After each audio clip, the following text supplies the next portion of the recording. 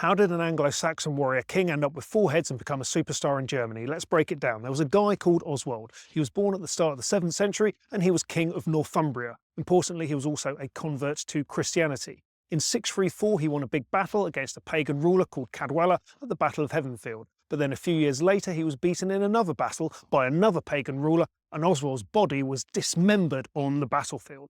But after a while, the bits of his body were retrieved and become relics because by then he was a martyr saint. His head went to Lindisfarne and his arms and body went elsewhere.